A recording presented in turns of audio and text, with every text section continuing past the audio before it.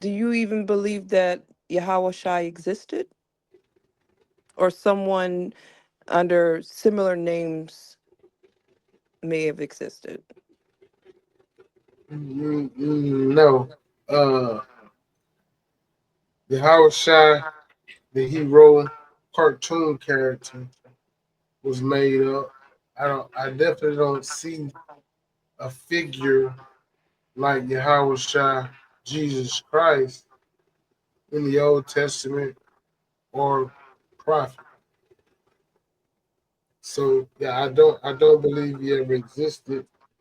I don't believe a figure like him existed.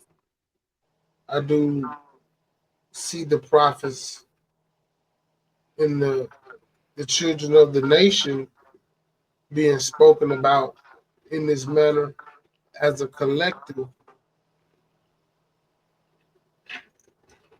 Okay. So, based on your debate, you said that Yahweh Shai isn't in any ancient text. What standard do you use to determine a correct name?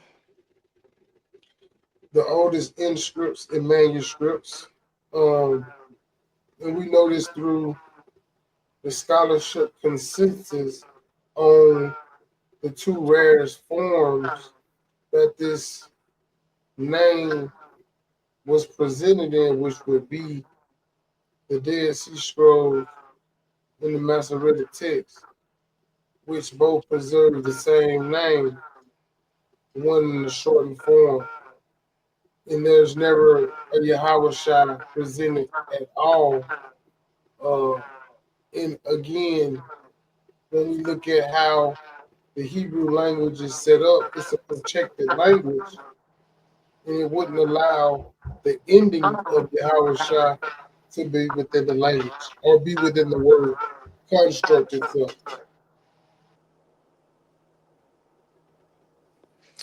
So, if your argument is based on missing evidence, how do you establish what the name actually is? From what we see in the earliest manuscripts, where they would be receiving the understanding, allegedly, that this name Yahweh Shai comes from. But if you go to FireTubeTV.com and watch the debate, you'll see that he uses an English word and form of Joshua to solidify Yahweh Shai. But I went to the ancient manuscript to show Yahuwah and Yeshua in the manuscripts, spelt out and how it's enunciated. Manuscripts, nothing on any of the steles or pedestals or. Yes, definitely they are in the Quranic steles, Qumran, Salaki, and they lock of work with that side. But my apology. In these different formulas that go outside of how we see it written in the ancient form is what actually critiques and validates how it is spelled and pronounced.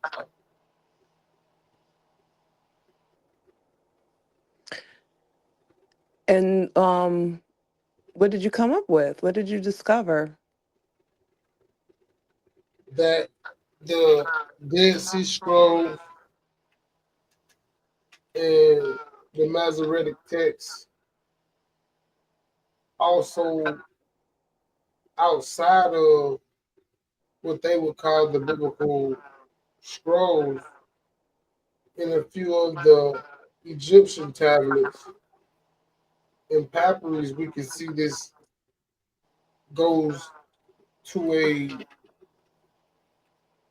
linguistical enunciation similar to and a lot like what the Hebrew announces. We never see it in the actual pictos as Yahweh in any form other than the Lakawan Kodash. That's the issue. Can you pronounce that again? You said the something Quadash. The What was that? Lakawan Kodash. It's a, Hebrew uh, grammar system or linguistical system that was made up by the One West camps Hebrews back in the early or the mid 1900s, 1950s, 1960s, uh, which cultivated the Black Hebrew Israelite movement. I don't like to associate them that way because that's how uh, the mass media projects the people of that faith. But this is where that comes from, and they created a whole dialect of Hebrew using, I would say, Yiddish vowels and the Hebraic alphabet to come up with the Lakawan Kodash. And again, like I said, I would say they use Yiddish vowel systems instead of the GERD or the GER sounding effects when enunciating words in the original form. So, are you saying we should reject all reconstructed names like Yahweh? I'm saying we should reject names that are not reconstructed from the rarest and the truest form of the original uh, speaking, the original speaking framework or the original linguistic framework. I would reject all of those because there are a few Yahushua and Yeshua or later uh, reconstructed names that still linguistically in the Hebrew uh, alphabet or alphabet lines up with that enunciation through pronunciation as well. So that's the key factor in understanding what a word is saying is how the grammar through the actual alphabet, which is the pictos, are actually used. So there's only again one way to do it, and they've shown this in two different time frames from an antiquatal stance to prove that they didn't do it any other ways into a modern sense.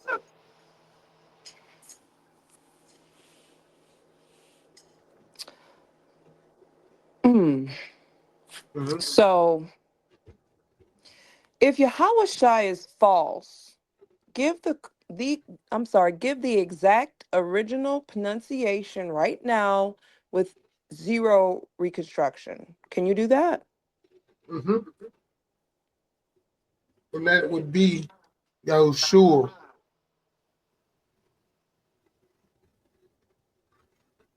Okay. Mhm. Um, so is your position knowledge or just skepticism? It's actual theology and linguistical from the actual construction of the language. So who preserved the correct pronunciation? Name them historically if you can. Who preserved the original language? No, the correct pronunciation. Oh, well, again, I would say that is not historically founded information from that sense. But when we study the language from a hermeneutical sense, we can see how things were pronounced based on the the, the archaeology and the historicity in which these people wrote. So that's the difference. But to say that we say it exactly how they said it, Absolutely not. I would have to myself not go out on a limb and that that I would be a liar if I said that. But the verbiage through the actual pictos, right, and how they were used is what gives you the ability to enunciate through pronunciation what it is. So that's why I made the statement earlier that you can't add these different endings in your language system that is later and outdated, or well, a reconstructed, I wouldn't say outdated, a reconstructed form of what you're saying was formatted by someone else, but we can see these inscripts on actual stonework, papyri, so on and so forth. So, do you say Adam in his original name, or Moses, or No, no, David, or Solomon, or any of the other characters in their ancient original name? no. Can I say them? Do you say them? Yeah, I do at times, depending on who I'm speaking with. But we know if let's just take the camp's perspective for a second, because we know in the text that I want to say Second Chronicles 7:14 says that the children that are called by my name shall humble themselves, so on and so forth. So in order to be called by the name of the Father, it would have to have whom they say is Yahweh. The actual Hebrew says Yahuwah. So when we see these type of constructs that they would agree with from an English standpoint because it fits their doctrine and it doesn't go along with the Hebrew. But then we turn around and we see again every every word in Hebrew has a meaning to it. Like when they say Yahweh, we can't see that spelled out. And these are the problems. There's no nothing to put this next to. Nowhere we can see this until after a certain time. That's the problem. Mm. So, I'm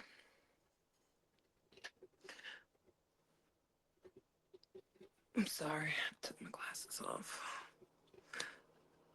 So, if all names are reconstructed, because what is the general consensus between the Jacobites or the sons of Jacob when it comes to these reconstructed names? Have they agreed on any of them? I mean, for an example, the sons of Jacob. Jacob is not a Hebrew name. Yahweh is a Hebrew name. Jacob is a Hebrew name. Yawanathan, all these begin with Yah, which is who they say the father is in the beginning of the name. The end of the name changes from Yahweh, from Yahuwah to Yahweh, that I at the end. So we can see the Baha, La, Da, Ka, these, I would call them, and anybody can challenge me on it's okay. I'm still going to stand on it and say that these are Yiddish added diacritical marks in their formation, but this could be the enunciation from the Hebraic standpoint. So that again, that is the difference. It's all about enunciation.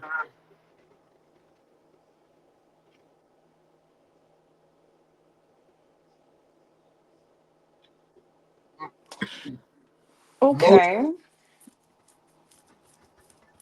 So your position with Yahweh is based on its invention being in the 1960s. ish, right? Yeah, that's one of the issues. Uh, you know, And it's based off of that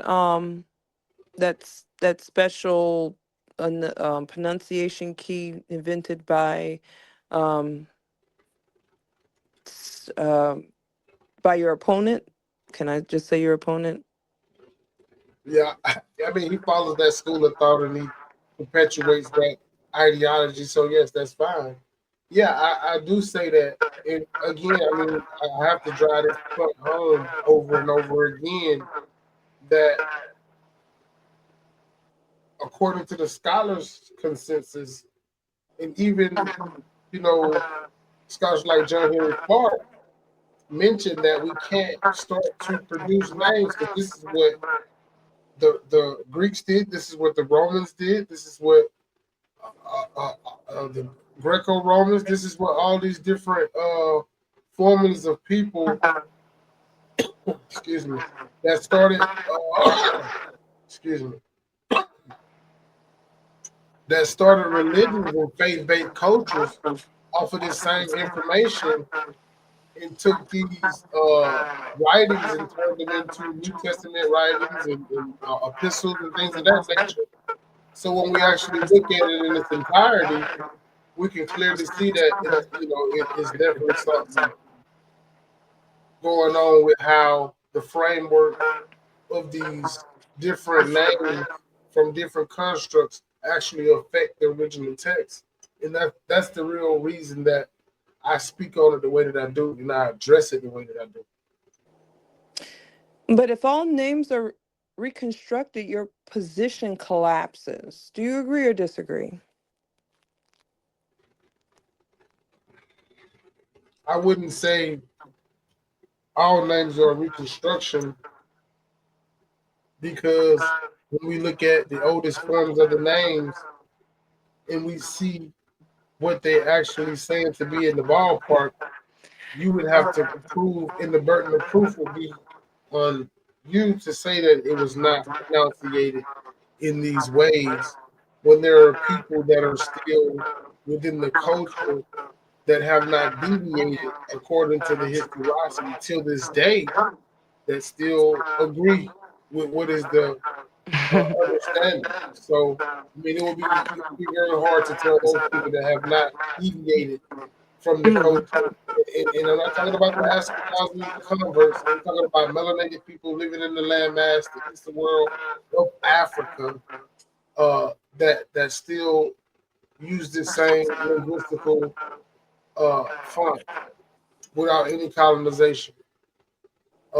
In the sense of taking doctrine and doctrinal stances from another position of people. That's facts. Okay. I mean, since we're stating facts, is it a fact that Israel is in Africa? Well, Israel is in Africa in 1948, which is very ironic to the topic that we're speaking on and how we're talking about a stolen legacy and how the identity markers that one group of petite one group of people would have versus another, and also the backstory to those people, patrial and theatrical lineages in position or disposition, may I add, to the construct of where we are in the world at this position current time. We can clearly see that there's something that is not correct. So we have to consider these things as well, especially when you understand and and you know my position on I believe that the people are. Uh, So Esau was never supposed to have a turn at the birthright? I believe that is now.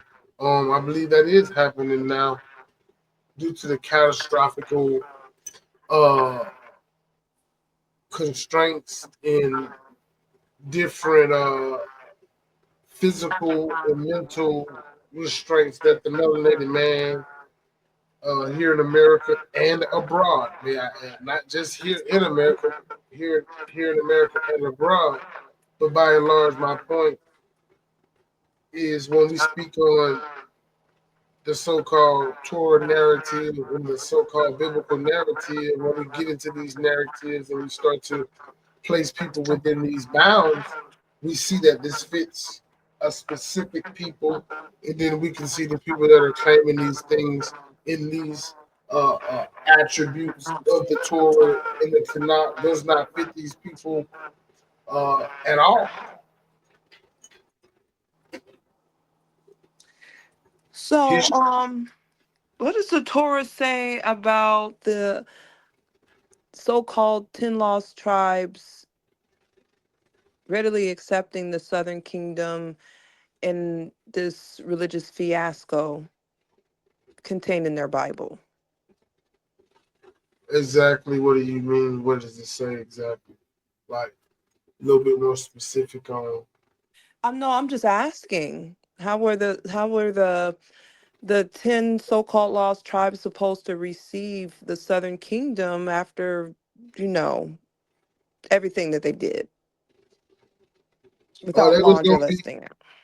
they was gonna be scattered apart and through hardships and uh, reconciliation, meaning time in a unfortunate uh, living condition as well as mental capacity, like that trauma mindset for a time, and then as time goes on, So that there's that nothing mindset will go biblically. away, and they will be reunited through the renewance of their ruachs, which is what in Christianity and most belief faith that speaks about the Torah, but not the Torah, more so the Bible, just incorporates the Torah. We'll call it the Spirit.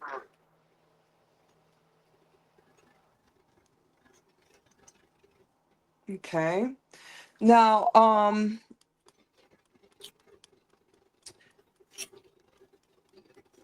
so how was that supposed to take place without a mediator?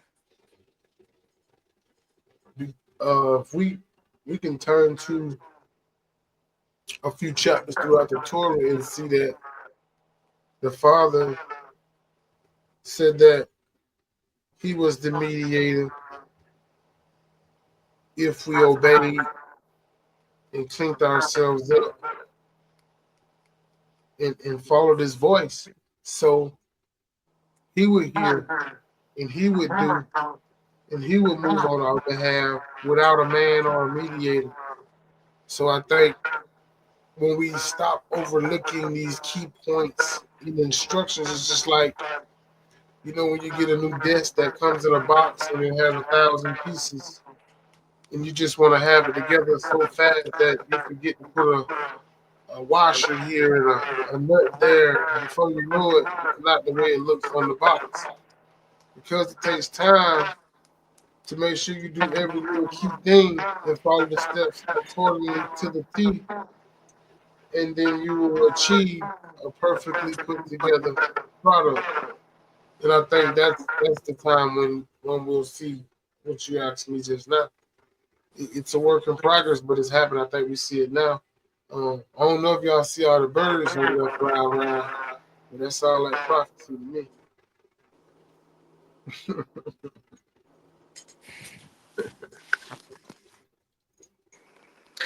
Are you by chance a politician? Nah, I'm not a politician, a Paulinian. I don't even like Paul Mason. I mean Paul Because you Masson. because you I don't know how you're scapegoating these questions. It's a lot of filibustering going on. Because I don't even perceive these questions to be difficult. They're supposed to be a little insane, but not difficult. So why are you using all this ambiguous language? Um, I I guess. Are you nervous? Not at all. I'm just doing Because my best. I haven't forgot that one point where you said that the burden of proof will lie on me based on your answer, when the nothing could be further from the truth. Well, there's already a standard to what that is, and you're asking me and questioning me on the standard of these things, and how the standard was achieved was through a contextual and a actual evidence penetrated thought process. Meaning the evidence was so overwhelming that the conclusion was this is what it says. So in order for us to break that understanding, we would have to take a new constructed understanding with the method of similar status.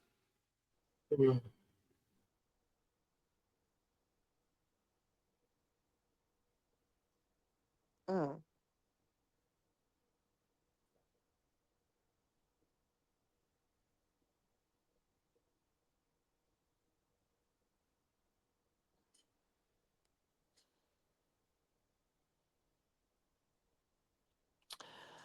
Alrighty, so hmm, gotta take care of the babies.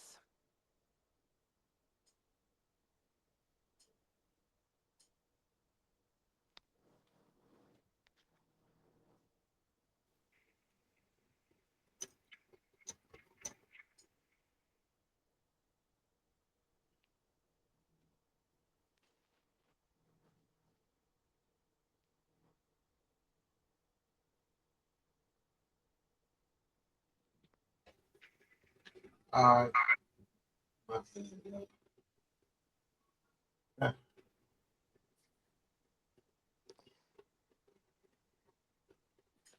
So, based on your stance, what is your authority, text, tradition, or personal conclusion? the authority text would be the Dead Sea Scrolls, the Masoretic text. These are the earliest writings, the most documented, and the most uh, acute to the position on this matter, according to all scholarship around the board pertaining to this matter. The people that came up with the locker one for Dash was not privy to a lot of the information that we see showing how they prove what was preserved. So in that note, we have to render that this is something that is is pushing for identity in the sense that we want to say this is what we came up with because we are those people and not you. And this is documented in Harvard as well, where the studies were done on the people that came up with this and the ideology that they believed uh, at that time. So, if camps push tradition, how is your view not also interpretation? Ask it one more time. If camps push tradition, how is your view not also interpretation? Well, they push tradition, but here's the key case in point, which most people don't take the time out, especially the ones that are within the camps. Uh, they don't take the time to see that a tenth of the things that they push and they call uh, culture,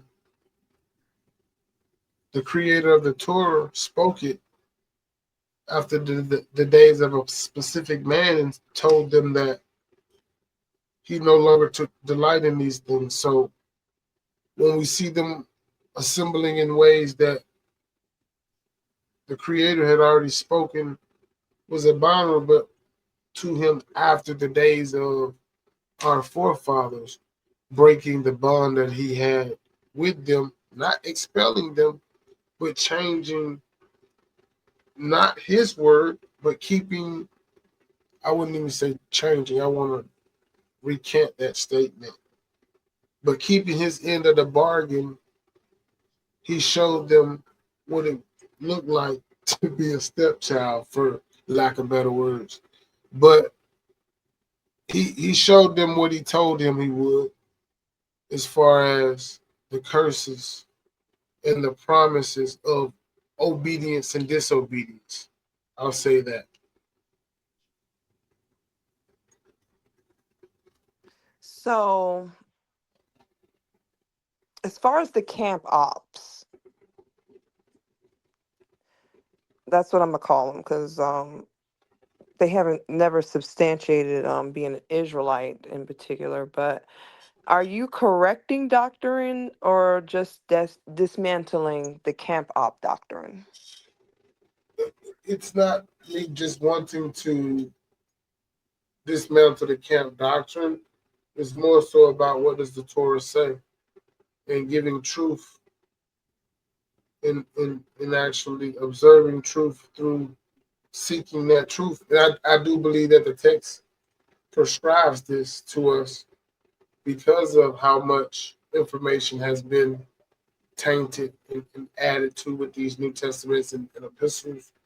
And they seem to have no problem with it because they subscribe to the letters of Paul in the Gospels, in Barnabas, in Josephus, and all these people that came centuries later after the Old Testament and after the prophets, which the dedications and decorations that they left for us were impartial and they were not in full. So when we go and look at a lot of the newer versions of these manuscripts, they have been added to. So where did these writings come from? You know, so these are the questions you would have to ask yourself. You know, Mhm.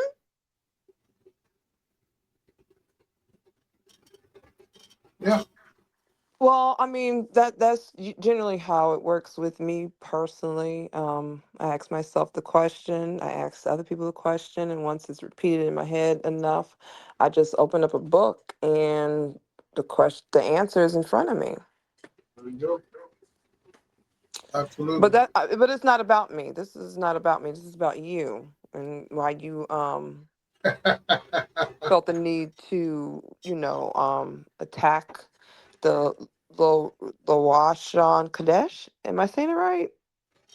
I believe it's Lakawan, like Jawan, but Lakawan, Lakwan Kwadash. Lakawan, because they do a lot of that, In their Baraka, language, Barashem, Hashem, Yahweh Shai, and all that other yeah, stuff, right? right, because they like the Bahala Tala Fasha Amarala. That they like that vowel system that they created, which, yeah, I think they took it from Yiddish, but yeah, they have a very different outlook on everything pertaining to the Torah because they wanted to make it their own because of, I would have to say, the so-called Jewish community, meaning to pertain to or be like, uh, which, I have my own thoughts on that. I won't really get too much in. It's not bad. It's just the fact that I don't think it's necessary when we just deal with the text and move from that light. You know what I mean? We don't. I don't have to be boastful in this. I understand what needs to be understood. So that's how we should. That's how we should maneuver. I think we should cry out loud, show the people our error of our ways according to the text, and spare not. But I do think that's indecency in order as well. So they take a lot of texts and they stretch them and they put them in a position and let them and allow them to act like wabbit rabid Wolverines. But some of the brothers are good brothers, so I'm not speaking for the whole collective of people that are in camps and affiliated with camps. I don't want that to be the conception. But I will say that they do, and if you do pay attention, they elect very particular people to take the role of the men that are street teachers. And it's not against the brothers at all, again. But we got to be careful as well. I'll leave that there.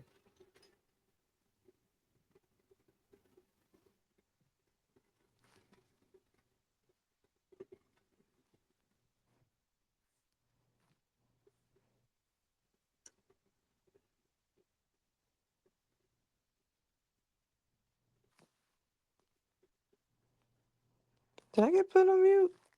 Wait a minute.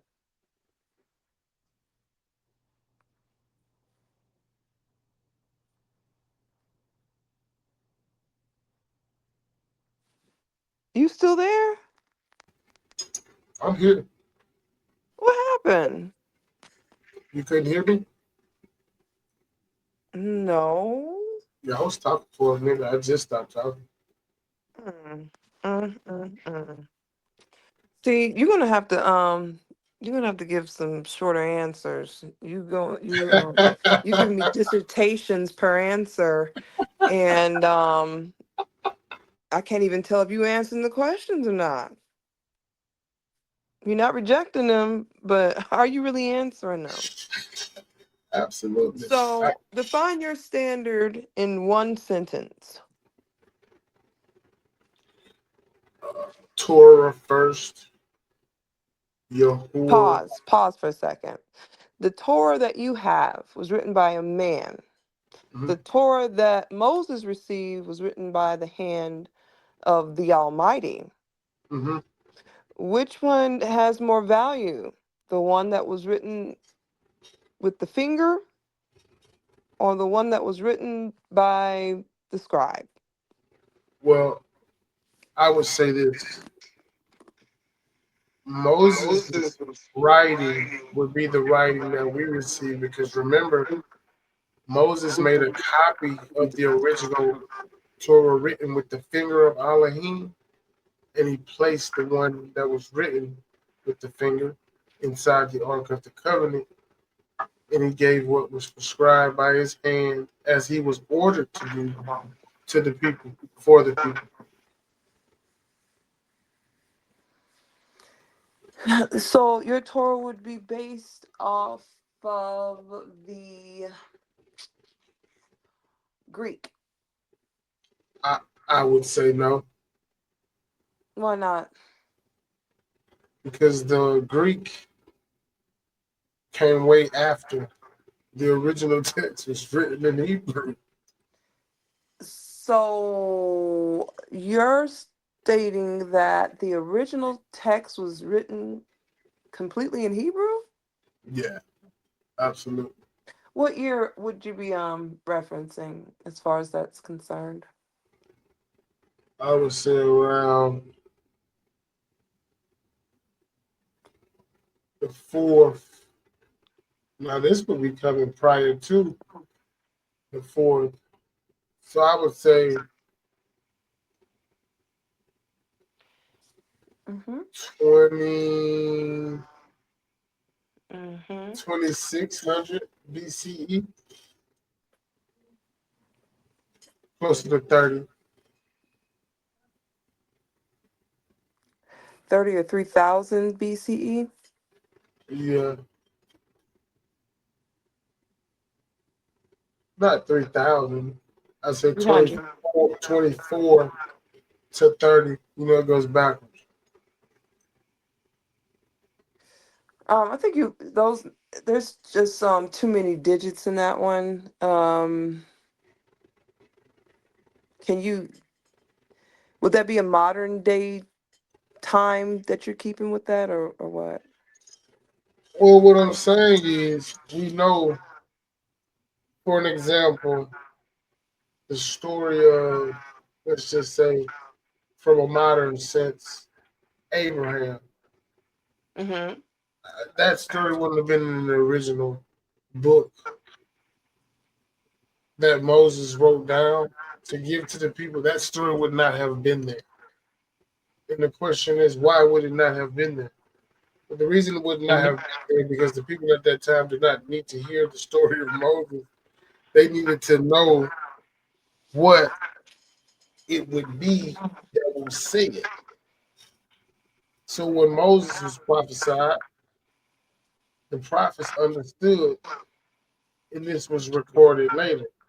So there was no prior text to tell them. So of course this came later. So it was for the appointed time is the most important part to understanding the children of Yasharal or Israel receiving the Torah. It was that election, which would have been the children of Isaac. So does this ideology surrender to Esau for, picking up where they left off historically speaking? Repeat that for me one more time. Does this ideology seed, I should have used seed instead of surrender or submit, um, to Esau's authority? Um, no, but So constrained. are you saying that his testimony is invalid I or would say that incorrect? I would say they're more constrained by Esau's authority and position due to the text saying that his blessing is the doer, I mean the fatness of the earth away from the dew of heaven, the power of the sword. And he has to serve his brother. So when the Edomite goes and digs up King Tut and brings him to me, that's a part of his blessing. Serving me, he's going to get the archaeology for me. Uh, Assuming that he's never served you on planet Earth? I mean, and this is why it pays to understand what I'm saying right now. In all truth, we can clearly see that that's who was allowed to go and dig up these sites in excavation You and talking about different Esau's things. descendants? Absolutely, Okay, absolutely. following. Yeah. But now that the dust has cleared the way for Esau's descendants to, see a better path, Hmm. and with the scripture saying for you not to hate the Edomite, Hmm. why is it that so many people feel the freedom or liberty or right to call him a devil? That's I not what mean, you teach in your within your like-minded people, is it? nah. As far as Esau being the devil, I mean, devil just means a deceiver. So I can see a point there, but I don't feel it's necessary to move around with the idea that every person that looks like an Edomite is trying to deceive me. I just have to be aware that there's a possibility and stay on my square. Like know that that's a possibility and pay attention and be aware. So I don't have to tell them that you're the devil that the Bible speaks of. I don't have to do that. And I think it's probably not wise to do that, according to the Torah. You know. Well, conceptually speaking, that would be where they got the whole, the devil is red because Esau was red, was he not? I agree. It was red and ready like a hairy garment, according to the text. So yeah, I do believe that's where they got that from. But I'm gonna say this: the devil, white man is the devil. Islam was saying that before.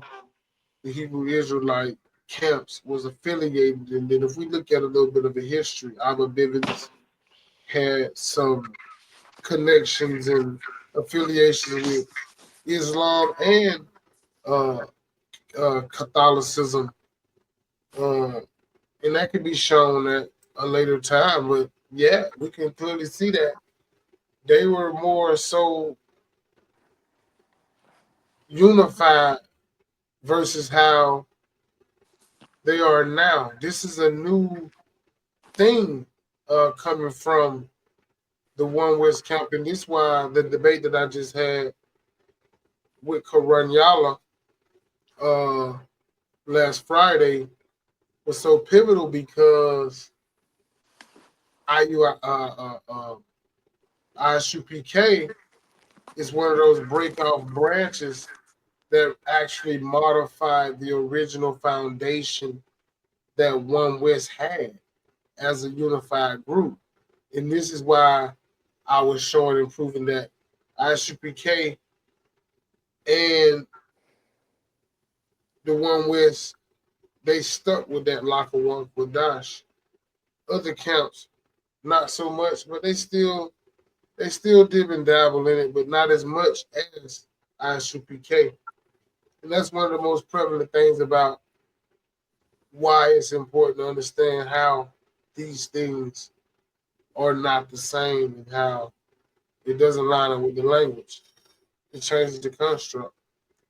You know, they calling men their father when the Torah that they supposed to stand on says, "Call no man your father," but they believed in Abba Bibbins. So you know, it, the list goes on of that type of stuff with these people, and they are respected. But when you know what the Torah actually prescribes and describes, because it's made up of prescriptive and descriptive text. When you know these things, you don't allow the added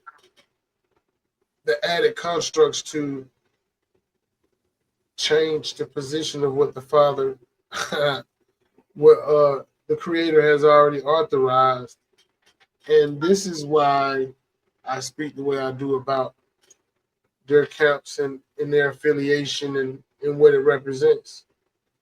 It's changed. They're doing no different than what the scribes and Pharisees did, going out of the Old Testament and into the New Testament. You can clearly see that they begin to construct doctrines of men. And the Torah talked about the pen of the lion scribe and how it would seek to change the truth into a lie.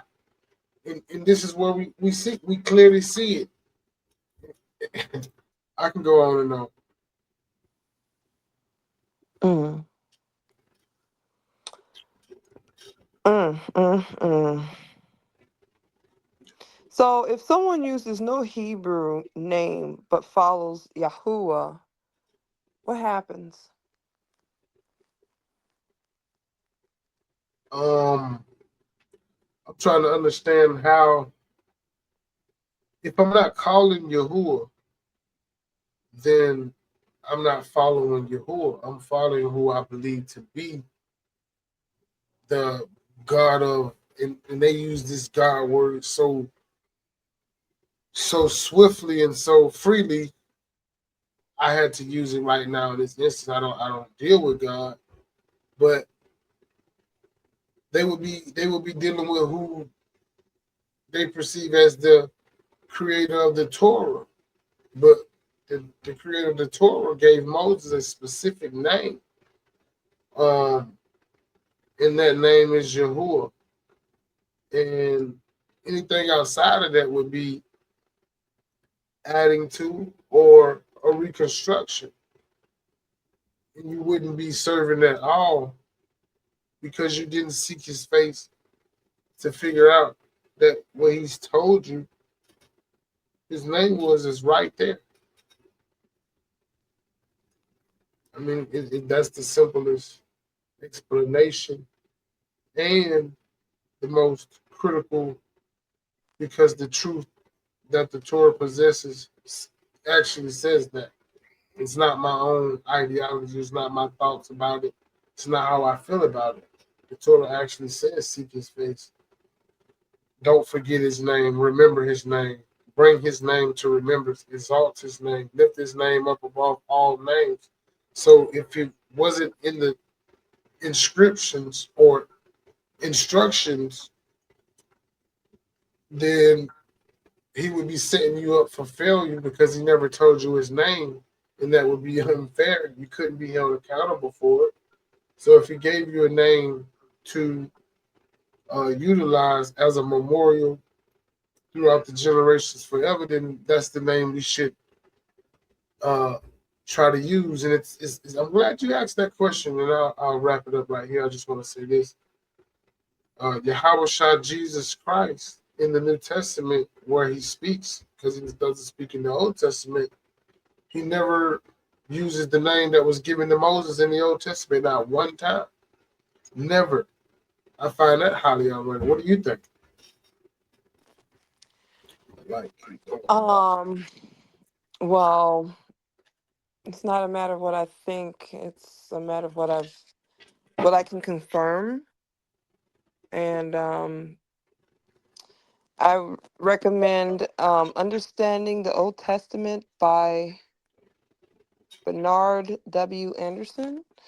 And it definitely has a section in there that talks about how Moses got his name and how the Cometian princess was trying to call him Moshe, but she ended up, calling him Masha, which means to draw out of the water.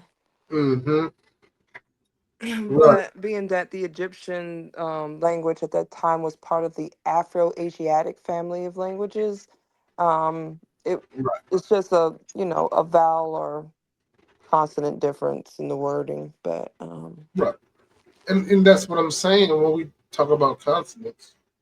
These are just how you enunciate words using your vocal cords or your breath, as some would quote, um, that develop the actual vowel system.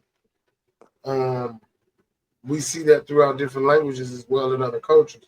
So again, I mean, but those the are the vowel things system wasn't that borrowed from the Phoenicians?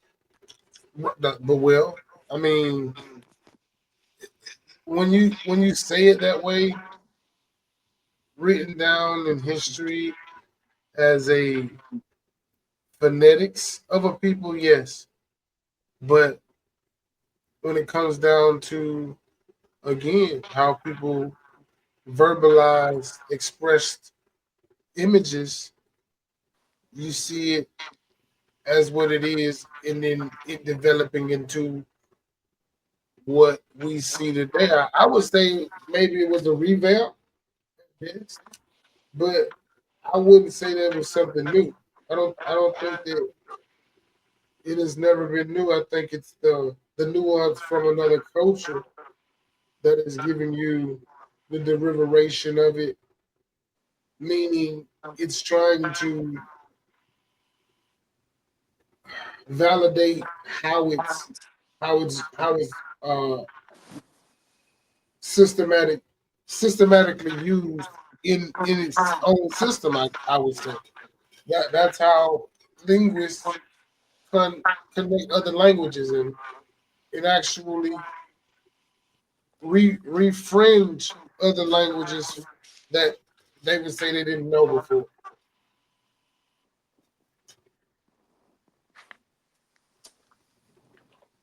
Mm, mm. So, are you rejecting Yahweh Shai because it's wrong or unprovable?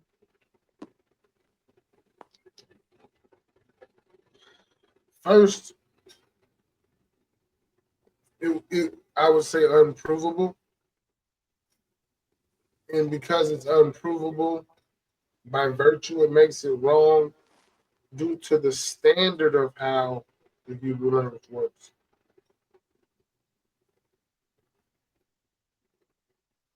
And do you feel I'm sorry, do you acknowledge that Jacob is responsible for Esau's birthright? Well, that's a good question right there. I knew we were gonna start getting warm in here in a minute. I've been under the fan with drinking lemonade up until you just asked me that. Uh, Mm-hmm. I don't think that the birthright was ever supposed to belong to Esau. So yeah, I do think that Jacob is responsible for the birthright that the Creator gave to him because because Esau despised it. And may I ask you a question? Mm-hmm.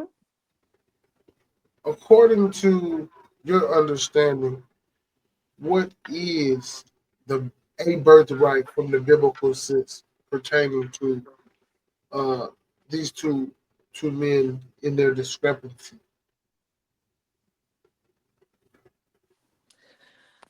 The birthright has everything to do with the daughters of the covenant. Mm, And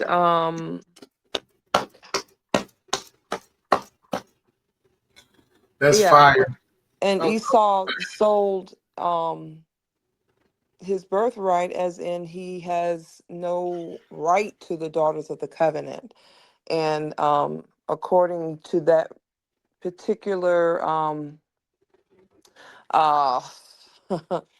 how can I word this simply? Um well, when he when Jacob bought that from his older twin brother, it made Jacob not only responsible, but he has to be held accountable for the descendants and the gatekeeping and the covenant keeping, and it's just a whole lot that comes with hmm. taking the firstborn rights. I agree. You're absolutely right. But here is what I find to be true. Most people confuse this birthright with the blessing or the inheritance. I believe they do. I believe Well, they do confuse them. Mesopotamian law, the inheritance was passed through the mother. Right. The blessings come from the father Mm-hmm. or the dad or whatever you want to call him. Well, the dad. I'm gonna say the dad because you're not supposed to call no man your father.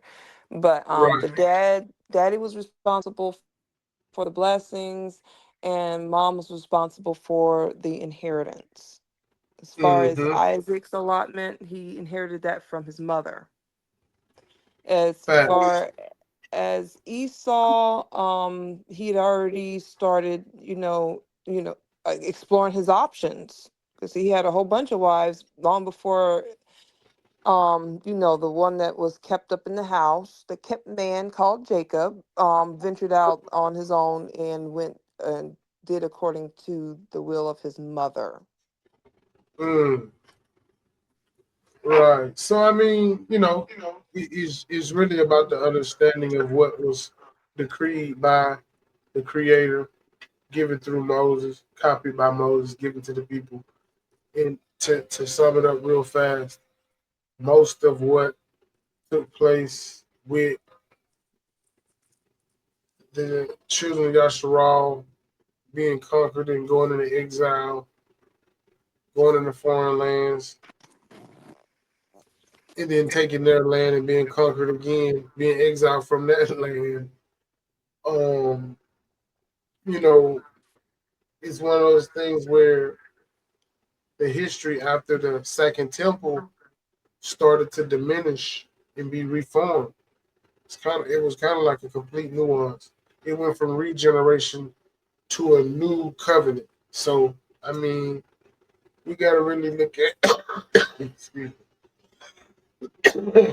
really what's being stated, what's being said. We got to look at it and put it under a fine microscope and magnify it. Well, ain't nothing new under the sun. So renewed covenants would be more along the lines of where the nation or the people within themselves stand. If they haven't, looked to the left or the right or made a covenant outside of the covenant. But that's a whole nother conversation. Right. Almost, because where the camp doctrine, well, I'm not going to get into that. It's going into history. Um, but what is the difference between camp doctrine and revisionist reconstruction? Well, from what I've observed over the past 10 years of watching camps, paying attention to camps, and almost affiliating myself with a camp, is that, take for an example, the camp ISUPK, they believe that if you're not a part of their camp, then you don't know the Torah and you're not a child of Yasharal. So Mhm. that will be one part of a doctrine that is nowhere in the Torah. You know, they believe in, again, Yahushua, that is nowhere in the Torah. Uh, they believe the letters of Paul that the woman should keep silent in the church, but the Torah doesn't say that anywhere. Um, I mean, there's so many different components to what they believe versus what the Torah says. It's out of control. Not to mention when we get into the variety of camps, all of them believe different facets of the information. So it's hard to pinpoint. If you were to watch individual camps, you would have so many different beliefs that you probably would quit believing.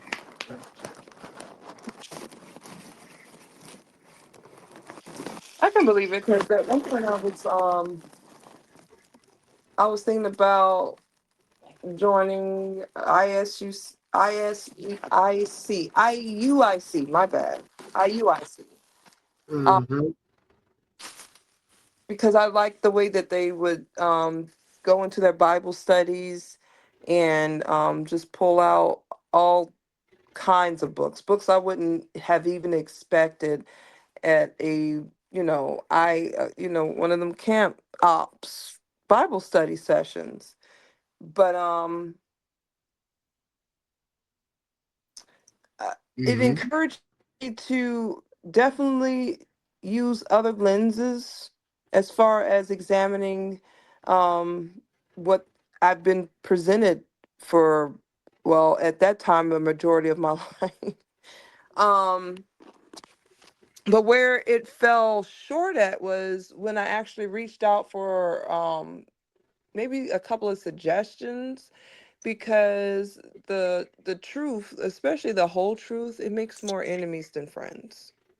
And you're Absolutely. just not gonna find people running up like, oh my gosh, everything I knew and thought I knew anything about is just completely wrong. Let me just sit under you and ask you a whole bunch of, questions, and apply my logic to that, and just see what's going. But people are not trying to do that.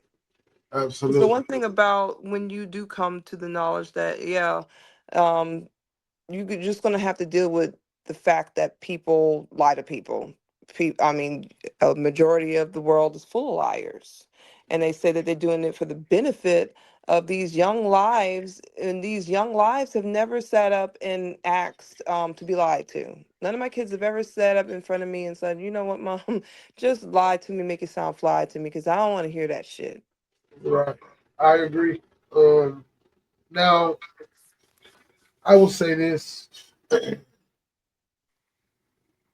When we look at what was going on in the foundation of this whole what we were speaking on, which is the camp doctrine. It started out as something that was shared with all walks of life. It became something that was possessive. So that tells me that these were the inner workings of man's hands, whether it be by the authorization of the creator or a man, the residuals in which we see moving towards that is great. So I would say this: people are going to have to find their own way to the creator in truth through seeking for themselves and not man's doctrine, because studying with brothers is always better than being so-called under a brother or over a brother in knowledge. I've burnt the midnight oil many of nights sitting with brothers upon this information to gain the understanding that differs from what they speak today. Because remember, I come from the theology of the Israelite camps, but through further studying outside of the doctrine, within the circumferences of the biblical text, without the additives, validated so much to where I could walk away from the Hebrew Israelite doctrine and still hold on to my heritage. And what is your inheritance? No, not my inheritance, my heritage, which is what the Torah speaks on: a scattered people with the hopes of being obedient in one day being reunited as one. Uh, I think that's what people in our community, especially in America, that's what they long for, even if they don't say it. You know, a lot of people from our culture won't admit it. You know, but that's what we want. We want to be united, um, and that's gonna happen in due time. You know, I don't think it's gonna be. Uh, I'll refrain from there. Go ahead. So when you say creator, like the what comes to my mind is, create her, and my dad is accredited for that. So when you say creator, are you referring to, people's individual parents, or excuse me, or you talking about the almighty one that created all of this in our existence in this dimension? I think I'm speaking on the creators of existence. I think that a lot of the ancient writings outside of the Torah speak on this power, and then we see it uh, most clear through the Hebrew text, because those are the people that was chosen to bring forth this information to the world in a clearer view. Um, so I would have to say that that's what we're talking about. Something that's seen but unseen, something that is detail oriented through the order, uh, and we see that throughout the historical uh, time frames of him showing himself or itself, if you want to say that. I believe it to be a masculine energy uh, that is doing these things alongside of feminine energy, um, in certain ways that would show oneness. But I don't think it's a helpmate, but not a second deity or nothing like that. It's more so all of these powers coming from this one source, not like superhero powers, but like again, the wind, the sun. These are the things that make up what the creator that I'm speaking of made up for us, was put here for us. So it's almost unspeakable. Like we can't even fathom the creator in that sense, but he gave us the ability to understand the order of operation through nature and through the intelligence of humanity and the unhumane, even for that matter. And it's awkward to say that, but we see the brilliance of the Creator through all things. This is why in the Hebrew culture he is considered the all.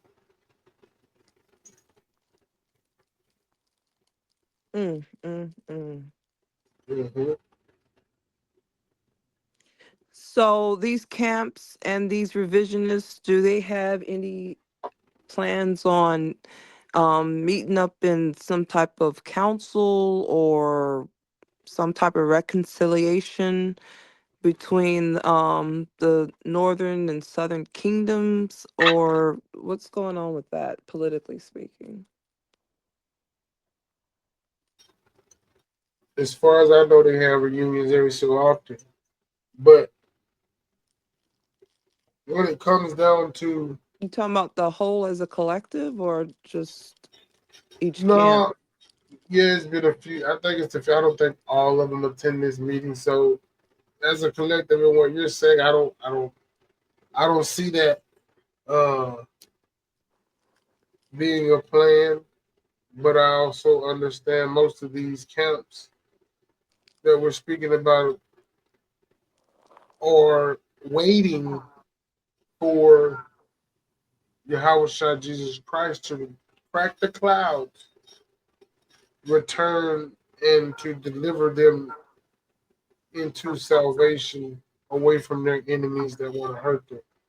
So I don't think they're gonna be gathering themselves because they're waiting on the gather work.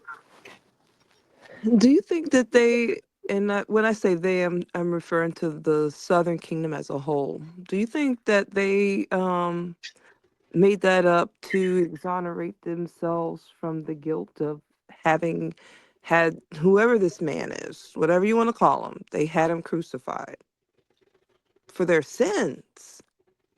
Never in the Old Testament was such a thing done. I think that the whole crucifixion I think that the whole crucifixion story in itself was a way for them to create a deity